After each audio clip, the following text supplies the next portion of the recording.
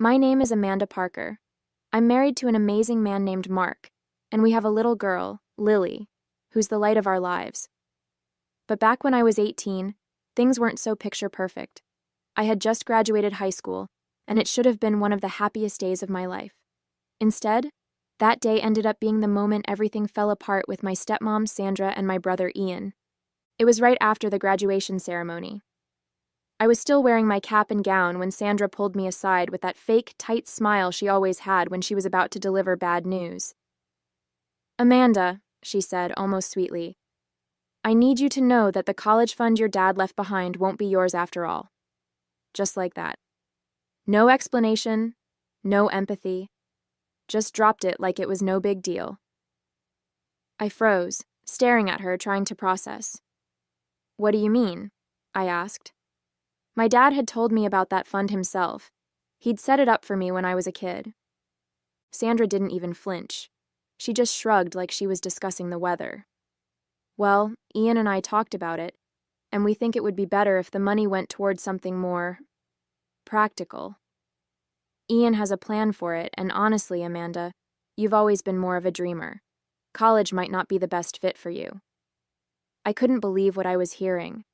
Ian had always been the golden child, and Sandra treated him like he could do no wrong, but this was next level.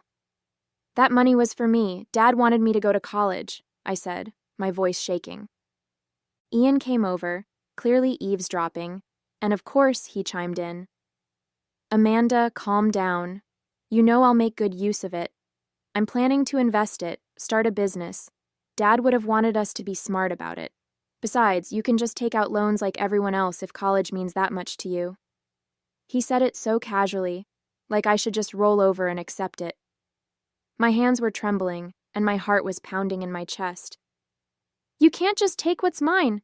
That's stealing," I yelled. Sandra looked around, clearly embarrassed that I was making a scene, and hissed, "Lower your voice, Amanda. This is family business, and you're being dramatic." I wanted to scream, but instead, I just walked away. The whole graduation day turned into a blur after that. I remember sitting in my room that night, staring at the ceiling, wondering how everything had gone so wrong. My dad had passed away the year before, and he'd always been my rock. Without him, I felt like Sandra and Ian had all the power, and I was completely alone. The next day, I tried to bring it up again, hoping Sandra might reconsider. She just rolled her eyes and said, "Amanda, you're an adult now. It's time to grow up and figure things out for yourself. That money is being used for the family, which includes Ian." When I told Mark about it later, he was my boyfriend at the time, he was furious. "They can't do that to you. That fund was meant for your future." But legally, I didn't know what I could do. The account was in Sandra's name, and without my dad, I had no one to fight for me. Mark offered to help me figure it out, but I told him to let it go. I didn't want to fight a losing battle and make things even worse. So I let it go, or at least I pretended to. Deep down, I made a promise to myself. I'd prove them wrong. I'd show them I could succeed without their help. The next few years were tough, to say the least. I worked multiple part-time jobs just to scrape by while taking classes at a community college. I couldn't afford to go to a 4-year university right away, but I was determined to finish my degree, even if it took twice as long. Meanwhile, Ian was living it up. He'd started some business that was really just a fancy way of saying he was blowing through the money. Sandra bragged about him constantly, saying things like, "Your brother is so ambitious. You should learn from him." It made me sick. Mark stuck by me through all of it. He encouraged me to keep going even when I felt like giving up. By the time I transferred to a university, we were engaged. I remember Sandra's reaction when she found out. "Are you sure you're ready for marriage, Amanda? It's a big responsibility, and you're still figuring out your life." She said it with that same condescending tone she always used, as if I was some clueless kid. Ian, of course, chimed in with, "Yeah, maybe you should focus on your career, if you can even call it that." I wanted to snap back, but I just smiled and said, "Don't worry about me. I'm doing just fine." Those years in university were some of the hardest of my life. I was constantly juggling work, classes, and trying to keep my head above water. Most days, I barely had time to eat a proper meal. I worked evenings at a coffee shop and weekends at a bookstore, and in between shifts, I crammed in studying wherever I could. It felt like I was living on autopilot, just grinding day after day. There were nights I'd cry in frustration, wondering if it was even worth it. But every time I thought about quitting, I'd hear my dad's voice in my head, reminding me why I started in the first place. That fund might have been stolen from me, but they couldn't take away my determination. It wasn't just the financial strain that made it hard, it was the emotional weight of feeling completely unsupported by my own family. Sandra and Ian never checked in on me, not once. In fact, they acted like I didn't exist. Sandra was still throwing her little house parties, bragging about Ian and his big plans, while I was eating instant noodles and scraping together rent. I'll never forget the time I ran into Ian at the grocery store. He was picking up expensive steaks, and I had a basket with canned soup and some store-brand bread. He looked at me, smirked, and said, "Still doing that whole struggling student thing, huh? You could have had it easier if you just played your cards right." I didn't respond. I couldn't trust myself to speak without blowing up. By my second year, things started to shift a little. I managed to land a paid internship with a local marketing firm, which felt like a lifeline. The pay wasn't much, but it was enough to let me cut back on one of my part-time jobs. Plus, it gave me real-world experience, and for the first time, I started to feel like I was building something for my future. But even then, it wasn't easy. My days were a blur of early morning classes, afternoons at the internship, and nights spent studying or working shifts at the coffee shop. My social life was non-existent, and I was constantly exhausted. One of the lowest points came when my laptop died a week before finals. I didn't have the money to replace it, so I borrowed an old one from a friend. It was so slow that just opening a document took forever. I remember sitting in the campus library at midnight trying to finish a paper that was due the next day, and just breaking down. I wanted to scream at the unfairness of it all. But then I thought about Sandra and Ian, how they'd probably laugh if they saw me struggling, and that gave me the push I needed to keep going. I wasn't going to let them win. It wasn't just the lack of support from Sandra and Ian. It was the way they'd go out of their way to humiliate me, especially in front of others. There was one Thanksgiving dinner I'll never forget. I had just started college. I hadn't planned on going, but Mark convinced me to show up for appearances. I should have trusted my gut and stayed home. Sandra was hosting, and the table was packed with her friends and a few of Ian's business contacts, if you know what I mean. Everything was going smoothly, until Ian decided to open his mouth. "So, Amanda," he said loudly, smirking as he leaned back in his chair, "how's that glamorous student life treating you? Still making lattes and scraping by?" A few of the guests chuckled nervously, probably unsure if he was joking. I felt my cheeks burn, but before I could respond, Sandra chimed in. "Ian, don't be mean," she said in that fake, syrupy tone she always used when she wanted to sound magnanimous. "Amanda is doing the best she can. Not everyone is cut out for success right away." The way she said it, with that little pause before doing the best she can, made it clear what she really thought. Mark was my anchor during those years. No matter how bad things got, he was always there to remind me why I was pushing through. I'd come home from a late shift or the library, completely drained, and he'd have dinner waiting for me, even if it was just grilled cheese or leftovers. There was one night in particular that sticks with me. I'd just failed an important exam, and it felt like everything was falling apart. I came home, dropped my bag on the floor, and just started crying right there in the doorway. Mark didn't ask what was wrong right away. He just hugged me and let me cry until I could talk. When I finally got the words out, he said, "Amanda, this one test doesn't define you. You're doing something so many people would have given up on by now. You're allowed to stumble, but you're not going to fall. You're stronger than this." Then he made me hot chocolate and sat with me until I felt like myself again. It wasn't just his words. It was the way he believed in me. Even when I couldn't believe in myself. Knowing he had my back made all the difference. By the time I graduated, I felt like I'd climbed a mountain. It wasn't just the degree itself, it was everything it represented. I'd made it, despite all the obstacles, despite Sandra and Ian's complete lack of support. I didn't invite them to the ceremony. Mark and a few close friends were there cheering me on as I crossed the stage. I remember thinking, they don't get to take this moment away from me. It was one of the proudest days of my life. Not long after graduation, I landed a job at a mid-sized marketing firm. It wasn't glamorous, but it paid well, and for the first time, I could breathe a little. Mark and I got married the following year, and not long after that, we found out I was pregnant with Lily. It felt like everything was finally coming together. Sandra and Ian? I didn't hear from them. It was like I didn't exist to them. Climbing the career ladder wasn't easy, but it felt like a natural continuation of the grit I'd built during college. I started at the bottom, managing small accounts no one else wanted. I worked hard, stayed late, and took on projects that weren't even in my job description. Slowly, people started to notice. My manager once pulled me aside after a big presentation and said, "Amanda, the way you handled that client, it's like you've been doing this for years. You've got a real talent for connecting with people." It meant the world to me, but it also stung in a strange way. Hearing praise from colleagues and managers, people who barely knew me, only highlighted how little I'd ever gotten from my own family. I'd sit in meetings where my boss would brag about my work ethic, or I'd overhear coworkers saying things like, "Amanda's a star, she's going places," and part of me felt empty. I kept thinking, why couldn't Ian have said something like that? Why couldn't Sandra have seen my worth? Instead, all I ever got from them were backhanded comments or outright dismissal. It was a hollow kind of sadness, knowing the approval I'd craved as a teenager would never come from them.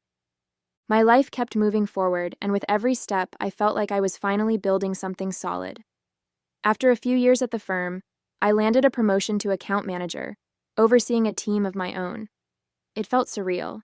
Just a few years ago, I was struggling to pay for groceries, and now I was sitting in meetings with executives, presenting strategies I had developed. Mark was my biggest cheerleader through it all. When I got the promotion, he surprised me with a little dinner party at home, just us and a few close friends. "You've earned this," he said, raising his glass to toast me. "No one deserves it more." Around the same time, we welcomed Lily into the world. The moment I held her for the first time, everything else faded away. I remember looking at her tiny face and thinking, I'm going to make sure you always feel loved and supported, no matter what. Being a mom added a whole new layer of joy and purpose to my life. But while my world was brightening, Sandra and Ian's was starting to crumble. Ian's big plans had fallen apart. His business tanked, and Sandra, who had always prided herself on her social status, suddenly seemed less confident. The whispers started to spread. They were struggling financially, and Ian was back living at home with Sandra. I'll never forget the day I ran into Ian and Sandra at the grocery store. It had been years since I'd seen either of them, and honestly, I wasn't prepared for how different they looked. I was in the organic aisle, picking out some fancy cheese for a dinner Mark and I were hosting. Lily was in the cart, babbling about something, when I turned the corner and almost bumped into them. Ian was pushing a cart with just a few items, mostly canned food and a bag of rice, and Sandra was trailing behind him, looking worn out and older than I'd ever seen her. "Amanda," Sandra said, her voice a mix of shock and awkwardness. Ian glanced up, and his expression hardened when he saw me. I didn't know what to say at first. I was standing there with my cart full of high-end groceries, Lily giggling in her seat, while they looked like they were barely scraping by. Sandra tried to muster up her usual fake smile. "You're looking... well," she said, her eyes darting to my cart. Ian just grunted, clearly too proud to say anything. "Yeah, things have been good," I replied casually, not wanting to rub it in, but unable to hide the satisfaction I felt. It was a stark contrast from the last time we'd crossed paths at a grocery store when I was the one struggling and Ian was flaunting his success. After that run-in, things changed. Suddenly, Sandra and Ian were trying to get back into my life. It started with small things, Sandra calling to check in or sending me awkward messages on social media. Hi, Amanda. Just wanted to see how you're doing. It's been so long. She never outright mentioned our encounter at the grocery store, but the timing was too obvious to ignore. Ian wasn't as subtle. He sent me a text not long after. Hey sis, we should catch up sometime. I've got some ideas I'd love to run by you. At first I ignored them. I didn't trust their intentions, and honestly, I was still too bitter to entertain the idea of reconnecting. But they didn't stop. Sandra started calling Mark too, under the guise of being a concerned stepmom, asking about Lily and how we were doing. Mark, being the kind-hearted person he is, told me, maybe they're trying to make amends. I wasn't so sure. It felt less like genuine interest and more like they'd seen how well I was doing and wanted to latch on. Part of me wanted to confront them outright, but another part of me was curious to see how far they'd take it. It was a quiet Saturday afternoon when I pulled into the driveway and saw Ian and Sandra standing in front of my house. At first, I thought I was imagining things. They looked out of place, like characters in the wrong scene of a movie. Sandra was clutching her purse tightly, her face tense, while Ian stood with his hands in his pockets, looking everywhere but at me. Mark and Lily were at the zoo with his parents, so it was just me. I couldn't go with them because I had to finish some things at the office for an important meeting that I was going to have on Monday. I sighed, already bracing myself for whatever this was. As I stepped out of the car, Sandra's face lit up with that overly rehearsed smile I knew too well. Amanda? What a coincidence, she said, as if they hadn't been waiting there on purpose. Ian gave me a stiff nod, still avoiding eye contact. What are you doing here? I asked bluntly, not in the mood for pleasantries. Sandra waved a hand dismissively, like my question didn't matter. Oh, we just thought we'd drop by to catch up. It's been too long, don't you think? I stayed quiet. Sandra plastered on her rehearsed smile, the one she used to soften bad news or manipulate people into doing what she wanted. Amanda, sweetheart, we've been thinking about how proud your dad would be of you. You've done so well for yourself. Look at this beautiful house. You've really built something amazing. I stayed silent, my arms crossed. I wasn't falling for her flattery. After a moment of awkward silence, Ian cleared his throat and finally looked at me. Yeah, what Sandra is saying is, we've hit a bit of a rough patch. Things haven't been easy, you know. Rough patch? I asked, narrowing my eyes. What does that mean exactly? Sandra looked at Ian as if he had jumped into it too fast. Oh, it's nothing too serious. Just some financial hiccups. Ian's business didn't quite work out the way we hoped, and, well, I've had some medical bills come up recently. We're just, how do I put this? A little strapped for cash at the moment. And, I pressed, already sensing where this was going. Ian shifted uncomfortably. And we thought maybe you could help us out. You know, just a little something to help us get back on our feet. Help you out? I repeated, incredulous. You're asking me for money? Sandra gave an exaggerated sigh, her fake smile dropping. Amanda, you make it sound so harsh. It's not like we're asking for charity. Just a loan.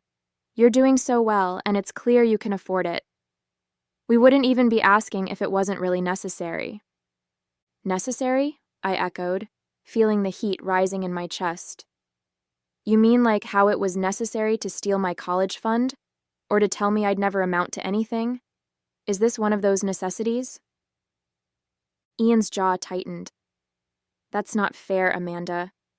We did what we thought was best at the time. I let out a sharp laugh. Best for who, Ian? For you? For Sandra? Certainly not for me. Sandra put a hand to her chest like I'd slapped her. Amanda, that's ancient history. Can't we just move past that? We're here now trying to make amends. Doesn't family mean anything to you? Family, I shot back, my voice rising. You mean the same family that left me to fend for myself? That made fun of me for struggling through college? That never lifted a finger to help me? You've got some nerve showing up here and throwing the word family around. Ian's face turned red, and his calm facade started to crack. You're not being reasonable. You've got everything now. A house, a husband, a great job. We're just asking for a little help. You owe us that much. Owe you? I snapped. I owe you nothing. Everything I have, I built on my own, with no thanks to either of you, and now you think you can just waltz in here and guilt me into giving you money? Not a chance. Sandra's mask of politeness finally slipped. I can't believe this, she hissed. After everything we've done for you? Done for me? I interrupted, laughing bitterly. What exactly have you done for me? Besides making my life harder at every turn? Ian lost his temper completely. You're a selfish, ungrateful brat. We gave you a roof over your head, and this is how you repay us? I stared at them, stunned by their audacity. Get off my property, I said, my voice cold. I'm done with this conversation. Sandra's eyes narrowed and she leaned in, her voice dripping with venom. You'll regret this, Amanda. One day you'll need us and we won't be there. I stepped back, opening the door to my house. Good. I've been doing just fine without you. As I stepped toward the door, Sandra let out a bitter laugh. Fine, Amanda. Stay on your high horse. But don't forget where you came from. You're nothing without that fancy degree. And we're the ones who made sure you had a roof over your head to even get that far. You should be thanking us. Ian chimed in, his voice dripping with spite. You think you're so much better than us now, don't you? With your perfect little family and your nice house. Don't get too comfortable, Amanda. Life has a way of knocking people like you down a peg. I stopped in my tracks, turning to face them one last time. You're right. Life does have a way of knocking people down. You should know. You're living proof. With that, I stepped inside, closing the door firmly behind me. Even from inside, I could hear Sandra muttering angrily as they walked away. Ungrateful. After everything we've done for her, she'll come crawling back one day. But as their voices faded, all I felt was relief. For the first time in years, I truly understood the power of closing a door, literally and figuratively, and this one, I knew, would stay closed. About a year later, Mark and I took Lily to an amusement park. It was a beautiful day. Blue skies, laughter everywhere, and the smell of popcorn in the air. Lily was ecstatic, pointing at every ride and begging to go on the roller coasters. We were making our way toward the food stalls when I saw him. Ian. He was coming out of a public restroom, wearing a faded park uniform and holding a mop and bucket. For a moment, he didn't see us. His head was down, and he looked exhausted, his shoulders slumped. But then, as we got closer, he glanced up and froze. Our eyes met, and in that instant, I could see the recognition, and the shame, on his face. Before I could say anything, he turned on his heel and walked away, pushing the mop bucket in front of him as fast as he could. His posture was stiff, like he was trying to hold on to some shred of pride. I just stood there, watching him disappear into the crowd.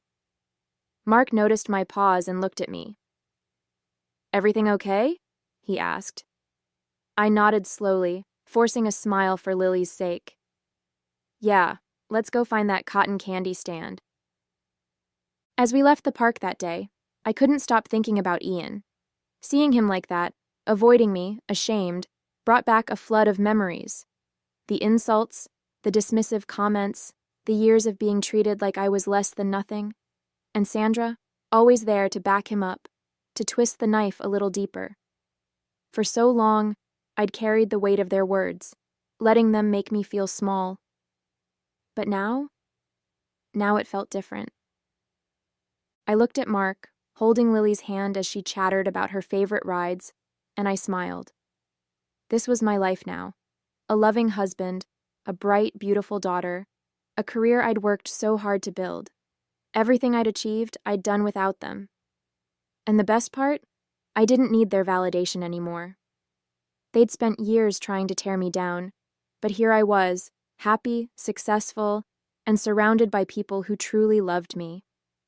I thought about how Sandra and Ian's lives had unraveled, and for a moment, I felt a flicker of pity. But it didn't last long. They'd made their choices, and they were living the consequences. I'd spent enough time mourning the family I wished I had. Now I was focused on the family I'd built, the one that mattered. As we walked to the car, Lily tugged on my arm, pulling me into her excitement about the day. I smiled down at her, feeling nothing but gratitude for the life I had now.